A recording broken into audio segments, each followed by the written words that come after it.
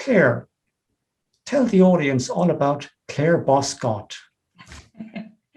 Well, first of all, it all started in France because I'm French originally, you see, John. So I was born in Paris, and my parents thought it'll be a great idea to go down the south of France and open a restaurant. So we all moved down the south of France. And I guess when you work in that industry, you either love it or you hate it, right? You know, that hospitality industry is so crazy. And I was carrying plate from probably the age of 7, and I just loved it. I loved seeing people having fun, coming back. It was really something I'd always, really enjoyed seeing. I love that kind of waiting for those Michelin inspector. Do you remember Michelin inspector, that big white man? And Yes, they were coming to give restaurants and hotels stars. And I used to be very excited, waiting to see the Michelin inspector. I'm not sure my dad was getting as excited as me, but I was. I always thought it'd be really cool to be an inspector myself, sleep in hotels and eat in restaurants every day. That's pretty cool life, right? Never would have thought that 30 years later, I would actually be running my own company doing that kind of thing. So it was the beginning of things. And I started traveling as well. I find, the little island of Jersey, because I knew I had to speak English better. So I worked in different places in France, in England, in Jersey. And then I worked at Disney World in Florida, in Epcot Center. And I guess the Disney World, if there's somebody who does it right, it's Disney. I mean, 25 years later, and that still feels like if it was yesterday. And this was my very, very first time where I really understood what customer experience and employee experience meant. And that was the beginning of my passion for real customer experience and looking at every single step of the way to make people feel good. Isn't it a beautiful thing that we do? Making people feel good. That's wonderful. So I worked there. I traveled around a little bit more, and I moved to Jersey 20 years ago to run a hotel that I was actually a little receptionist when I was 18, which was pretty cool, really. And I've been there ever since. I did have a bit of a midlife crisis about 11 years ago. I was kind of getting divorced. I used to run hotels. I was working crazy hours. My children at the time were 6 and 10. So very small. I had an au pair at home looking after the kids, and things went all right. Things went all right, John. I was so tired. I was exhausted. I never saw the children. I was so angry all the time. I knew something had to change.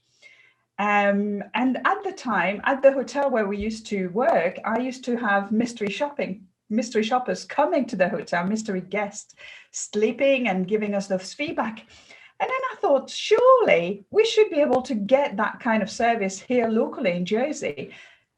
I didn't realize that no one was offering that job. So what did I do? I packed the job, I sold the house, I got divorced, and I started that business. I started on my own, little French girl, started, from scratch. And so I could actually be a good mom. I could work from home. I could, be around the children and do something that I was passionate about. 2009, it was, John. I was told that, opening and starting a business during a recession wasn't really the right thing to do. But you know what? For me, if a business didn't look after their customers during the recession, there'll be no business after the recession. So that was even more important for businesses to really understand how they're delivering, what else they could be doing, how they could be looking after their employees. So it had always been my mission, my vision to really help those businesses to thrive by really kind of taking care of their employees so they can take care of their customers. That's the idea behind it. So that's how it all started 11 years ago. Great answer. And as far as visiting France and being a tourist in France, the furthest south I've ever gone in France is Paris. I stayed for a week or two in Arrondissement 5. Right. It's quite a hip area in Paris. And I also remember doing the boat tour on the Seine, seeing the Palace of Versailles on a bus trip. A very, Right. very busy tourist spot. And also going to the Latin Quarter in Paris. Some great restaurants in that section of Paris. But I'd love to go to someday, I'd love to go to areas like Toulouse, Clermont, and Toulon, which are much further south. They're down in the Mediterranean part of France, near the Pyrenees. They're big rugby areas in Paris. Right. France, I was going to say, is this something to do with the bowl? Yeah, the oval ball. Yes, definitely. Yeah. That's another story, I'm guessing. Yes, indeed. I saw on your website that you worked in 4- and 5-star hotels across Europe. What did you learn about yourself as a person from that experience? You know, John, I think it's always been that. I think working in hospitality is a tough gig. You know, you work all hours, crazy hours, starts early in the morning, finish late. You're trying to serve people, and so it can be quite a challenging industry, you know.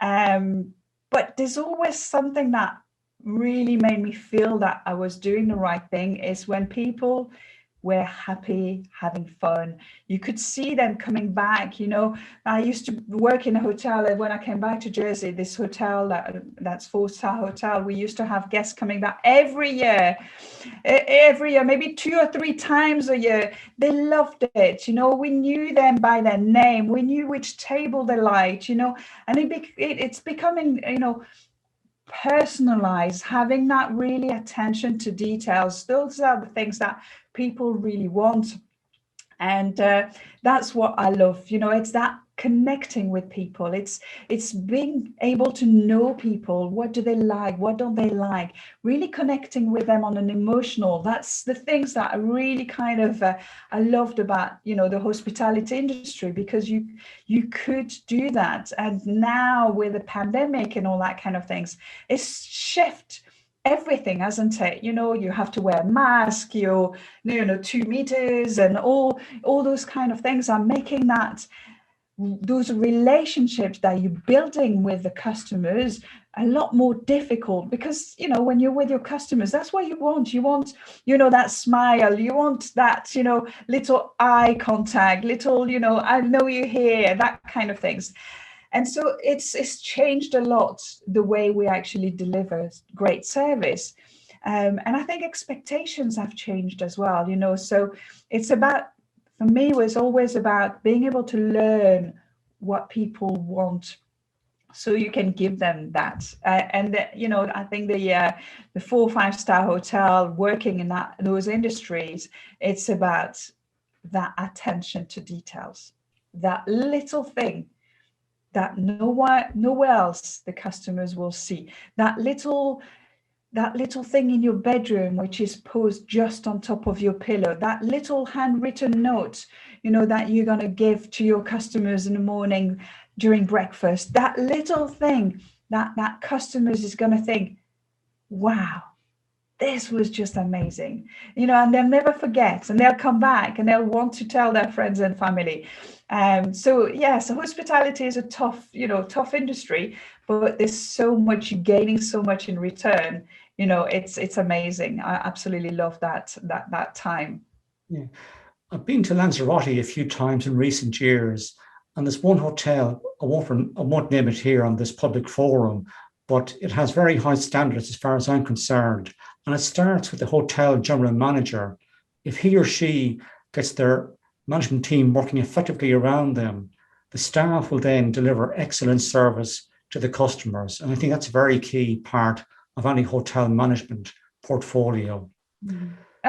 It's in any business, John, to be honest. You know, now working with retailers, working even in call centers, working in all industries, if you care for your customers, if you care for your employees, if you're there with them, if you're supporting them, you're really kind of showing them that you care, they're going to give it back in return. you're going to save so much money in your, in your recruitment fees, in your sickness fees, because your employees will want to be here. And that's really, really key to any thriving business, is look after your employees and they'll look after your customers. And this particular hotel that in question has a very high rate of customer retention, and many customers or visitors have been there, or tourists, I should say, have been there maybe 3, 4, 5, and many more occasions. Yeah, which is a very good sign of a hotel. totally. Yeah. Tell the audience about a time that you experienced poor customer service. How did it make you feel as a person, and what was your reaction? Which one shall I pick, John? I think that's the thing, isn't it? When you work in customer service, and you said, you work in customer service, people are always they always have a bad story to tell. But personally, I remember one thing. I remember a story which I had to do some paperwork, administration paperwork. So I had to go and do this paperwork. And I had to bring a lot of things. So it was hard work to actually prepare the meeting and get everything done. And when I arrived, that lady was kind of not very nice. She wasn't very friendly, very open, very receptive. Everything that I was showing her wasn't right. And eventually she starts, typing and asking me, what do I do, my name, and, taking all my details. And that really, during once I was a mystery shopper. I never said I was mystery shopper. I always used to say I'm a business consultant, that kind of thing. So it doesn't get people kind of, but this time she just really was so unfriendly that I said I'm a mystery shopper. And suddenly her face just turned. Suddenly she just went, oh, and so can I take your date of birth then, please? And suddenly there was please and thank yous and smiles, from one minute to the other. And I left this office frustrated, annoyed. I wanted to complain because, the way I was dealt with, until I told her that I was a mystery shopper. And suddenly she was like all friendly and happy. So, I think it's, yes, mystery shopping is a great way to really kind of improve your service, realizing what goes right and what doesn't go right. And it also helps the employees to think, what if that person in front of me is a mystery shopper? Treat your customers as every single one of them are mystery shoppers. Would that not be a nice way to think? So that's probably one of my bad stories. I mean, I've got loads of them, but that was quite a funny one as well, the way that was dealt with. Great answer. Tell the audience about a time you experienced exceptionally good customer service. How did it make you feel, and what was your response? I think that's the thing. When you connect with your customers on an emotional level, this is when you feel good, you think good, and you're going to behave in a positive, fantastic manner. And this is, something that you don't have to do big things. It's the little things that really going to make the difference. I was in a plane. I was flying to India, to Mumbai for a keynote presentation that I was doing in Mumbai, and that air hostess was just absolutely amazing. I mean, she had an eye on all of her passengers. The minute you arrived, you had that smile, you had that warmth, you had that eye contact. She walked around and I dropped something. And the next minute she was here. She'd already given me a towel. She'd already given me something that, so I could pick it up and I could change it. And those kind of things make that difference. It's not the big things, customers. Yes, they want you to meet their expectation. They want you to be here. They want you to be fast. They want you to be flexible, but making them feel valued. That's what customers want, don't they? They want those little things that are going to make them feel, wow, wow, wow, wow. And I came out of the plane and I took a photo of her and I put her on my keynote presentation and I talk about her because she was just amazing, the way she made me feel, and I will go and fly again in that airline anytime I'm going back to Mumbai for another keynote presentation. I will fly with that company because I couldn't stop raving about her. She was so nice that, she represented the company. And that makes a difference. That's what employees do. They represent the company. They're inspiring. They want to be here. They love being here. And that's what you want, the employees to be like. Great answer. And I've had experience, good and bad, with airlines myself over the years. And I remember the good, and I've put the bad experiences behind me. They're just experiences that you experience in life, and you say, and get over it and forget about it. And I think that's the best way to deal with poor customer service. The good experiences, I think it's great to have them as stories for keynotes, because you never know when that story is going to be so relevant. How has the COVID-19 pandemic impacted your business? Well, where do we start? March 2020. So I've had my business for 11 years, quite a thriving business. I was doing mystery shopping, was always the core of the business. And the last couple of years, I was doing a lot more keynote presentations, a lot of training, a lot more consulting on the customer experience and the employee experience. But mystery shopping always been my, probably 70-80% of my business, over the years. And really, I lost all my business in 3 days, John. That's 17th of March is a day that I'll never kind of forget. From that minute, we got phone calls, emails, and everything was gone. Everything was gone. And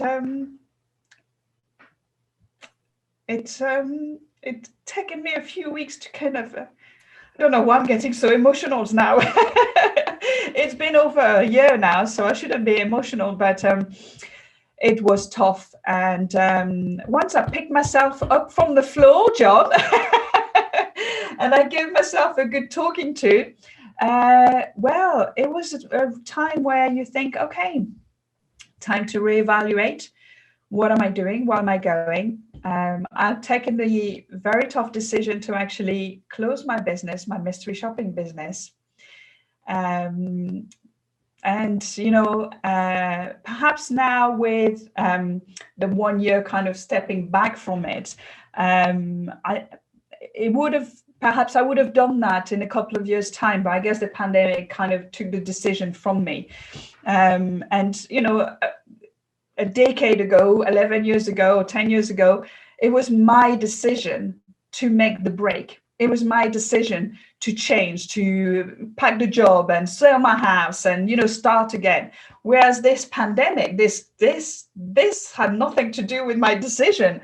It was totally out of my control. But actually, I couldn't stand, still. I have 2 children. I'm a single mom. What do I do? And I'm not going to let a little bugger of a virus to, take me down. So, and I guess over the years, I've been doing a lot of workshops and training on resilience, emotional intelligence, NLP, all those kind of things that I've learned and developed in myself have had a huge impact on how I've kind of bounced forward. So once I've taken the decision to close the operation of the mystery shopping here, right, next was where we're going. So moving everything from offline to online, all the training, I've got an online platform now with all online training platform with not just customer service, but things like NLP, things like congruence, things like confidence building, those kind of techniques and things that we all need to survive, Then I went into publishing a book. Yes, I've published a book and even managed to get #1 on Amazon bestseller, The Secret Diary of a Mystery Shopper. So a time to write a book. And get to number one, a time to reposition myself a bit as, you know, mystery shopping and customer service in terms of keynote speaking, because there's a lot of CX experts out there, so customer experience experts. There's a lot of people out there doing the similar things. So I wanted to reposition myself. So I had a USP, you know, and I could really kind of make a difference. Although I still talk about customer experience, of course, I talk about employee experience. I can come about it from a different angle that nobody else is doing. So that was a big repositioning in my last year. So, you know, the kind of moving off online, offline, online, the training part of it. And, you know, I still have the consulting. And the thing is, yes, it has closed a big door, a massive door of my life, a chapter of my life. But gosh, John, I've been working all over the world. I've been doing stuff in the States, in Canada, in Dubai, in the UAE, Abu Dhabi, Mumbai. I'm still doing stuff in the Philippines. I'm in Malaysia. I'm doing a training in Malaysia in September. I'm talking about doing some stuff in America in a couple of weeks' time. I'm in France doing, you know, things. It has opened so many windows. So one door shuts, so many windows open, and that's taking the opportunities. It's really kind of looking at the opportunities that this pandemic is giving us. It's not Great. been easy. That's a great Not been easy. answer. And You thank know? you. And my heart has to go out to you, because you had to really refocus and look at your whole business model during the COVID-19 pandemic and move from the in-person keynoting and workshops into the virtual environment. But you also found new doors to push open and add new services to your business. So well done to you, and good luck for the future. Oh, thank you. I really appreciate it. And I think that's what we all need to think. You know, that's why when we're in that situation, I think the business model has changed, but I've changed myself as well, you know. And one big thing that I think it's really important as well for people who are in that situation, they are looking for that path, they are looking for that inspiration of what they can do. It's surrounding themselves with the right people, surrounding themselves with the right tribe, and don't be afraid to ask for help. You know, I would have never gone through and picked myself up and started again so quickly if I hadn't had that support around me, if I hadn't had, you know, my friends, my family, and if I'd be too shy to actually ask. You know, sometimes you feel ashamed, you know, to ask things. Oh, I don't want to be asking. Ask, and ask again. Get yourself that support network around you that people can really be around it. And because that's amazing to really kind of, especially when you're working as a solopreneur, when you start up your little business, it's really important to kind of really surround yourself with the right people around you. Yeah, that's a very, very good point. And one thing I got very good at early in my life, in my adult life, is to ask the right question. And if you don't get the right answer, go back and ask the question again till you get the right answer from people. Because all too often people want to bluff you or palm you off on somebody else. Never be afraid to ask the same question again of people till you get the answer you want. Can you explain for the audience, what is Feng Shui? Well, yes. Okay. Because it's you, John, I am. So I have a little passion that I've actually been hiding for probably 10 years. I've discovered Feng Shui just like that by luck, bumping into somebody who talked to me about it. And I thought, oh, that's intriguing. Let me find a couple of books and read about it. And, you know, and the first book that I picked up wasn't that inspiring. And I thought, maybe it's not for me. And then I did buy another one. And then suddenly it was like, wow, this is amazing. I love it. How can I put that into my business? And I never really did put it into the business because I always thought people would think I've gone a bit too woo-woo, you know. Claire, what is she talking about again now? Feng Shui. What's all that about? But the reality is, John, our environment affects our state, the way we feel, the way we think, the way we behave. So if you have a healthy, happy environment with inspiring photos, with healthy air, we've got plants, you've got things that inspire you into your home or your office, you're going to feel good and you're going to perform great and you're going to give great service to your customers. If you have an office and it's all dark and it's all black and it's all cluttered and it smells, you're not going to be doing anything. You're going to be, procrastinating, and you're going to be stressed and anxious and all that kind of things. You're never going to perform. You're never going to be giving great service. So a couple of months ago, I was in one of the networking room with some ladies, and somebody said to me, Claire, you're not doing the right thing. You have a gift and you're not using that gift. How selfish of you is it? And I'm like, oh. Okay. So I thought about it, and actually, when we've changed all those things from working from home, there's so many people who are not used to working from home. You've got the dogs, you've got the bell ringing, you've got the children, you're juggling all those plates, you're trying to answer the phone, or you're trying to be on Zoom, you're trying to communicate when all those things are, around. If your environment isn't supporting you, you're never going to be performing.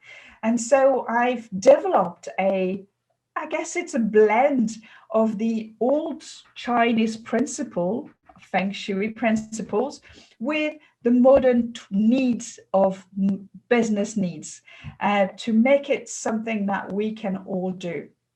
So looking at, a home office, being able to help somebody to go around with their camera and think about, okay, move this, add this, change this, add some energy, add those elements of nature into your environment so you feel good in yourself, and then you can feel good with others. And that's what we all want, don't we, John? We want to be happy, healthy, joyful, so our environments affect subconsciously our behavior and our state. So being able to do that has been amazing. And I've started now doing consult on Feng Shui consult virtually for the last couple of weeks, and it has been absolutely amazing. I mean, transformation from people, money coming in, just they send me messages saying they just got a phone call and they're getting some money, and they're feeling better just by turning your desk around, just by adding a few things. You feel good straight away. It's all about that energy, isn't it? So if your outer energy feels good, your inner energy is going to feel good. And so I've decided to really bring business Feng Shui to life, and be able to help people to feel good in themselves and their workplace.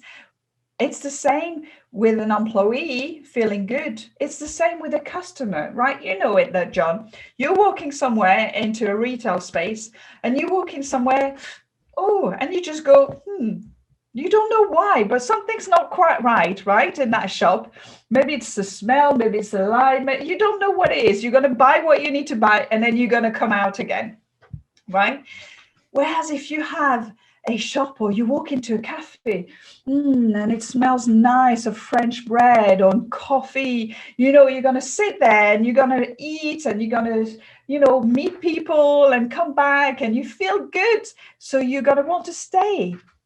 Those are the powers that you can really embrace and, be inspired with when you have shops, cafes, restaurants, even corporate offices.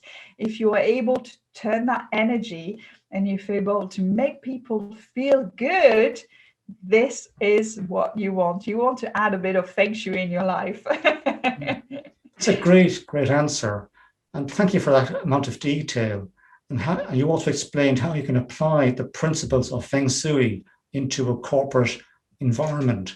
Now, I know, for example, a person like myself, I'm mildly on the introversion side. I love my own space. Yeah. But if you're an extrovert working from home, it can be more difficult because you miss that interaction with people face to face. And the online environment is not the same. So they need something in their office to get their energy levels up. And I think that's where the principles and application of feng shui is so important.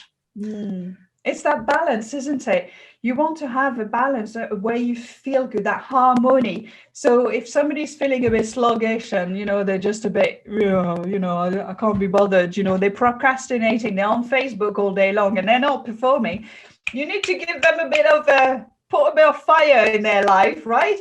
And other way around, if you've got somebody who's a bit too, excited all the time and, doing emails 200 times an hour, you need to calm them down a bit. You need to pause because you need that time to be creative. You need that time to feel emotions and things like that. So what feng shui does, it shows you that yin and yang. It really kind of, it's all part of that neuroscience. Your brain behave in a certain way, your hormones in your body behave a certain ways, and it's all subconscious. So being able to learn those techniques, it really it's amazing how it works. And it's instant because, you're changing the energy just by opening a window. Let the energy change, let that, that she comes into your home and just swap that. You feel good suddenly. That's a great answer. Thank you very much. Have you anything else you'd like to say to the audience? How can the audience reach you?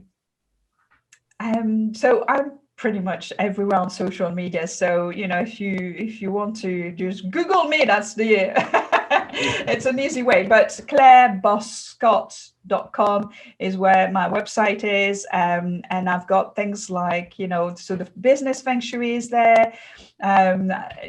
Everything that's, we talk about. Of course, we still talk about mystery shopping. I can even do mystery shopping feng shui audits, those kind of things, walking through your shops or your environment and actually giving you some feedback. It's a great way to really understand what's going on in your place. And obviously keynote speaking is a big part of it. The next couple of weeks I'm doing something in France. I'm doing something actually with PSA Yorkshire. I'm there in April. I'm doing something in, where am I? The States.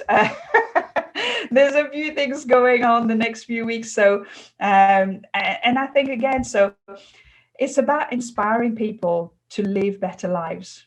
It's about people, audiences who are looking at it and thinking, how can I feel better in my life? And this is what it's about. It's about showing them how they can take action when they listen to what I'm saying, and trying to inspire them and empower them to do it. Because it's good, you listen to a keynote and you think, oh yeah, I'm taking a few notes. But then if you go home and then you're not doing anything about it, it was not waste of time, but it's not getting you to take that action, without, so if that's my aim, it's getting the audience to listen to what I'm thinking, I'm saying, I'm giving them, and then get them to take the actions, go home and change things around and go home and start doing this. And, that's the key to what, we want to really kind of inspire audiences with. We will put a link to your website in this video. This concludes the GYFT Show for today. I'd like to thank Claire Boscq-Scott for telling us her life experience today. I'd like to thank you, the audience, for your participation. I hope I've answered all of your questions. If there's something I have missed, please do not hesitate to contact me. My contact details will be on screen.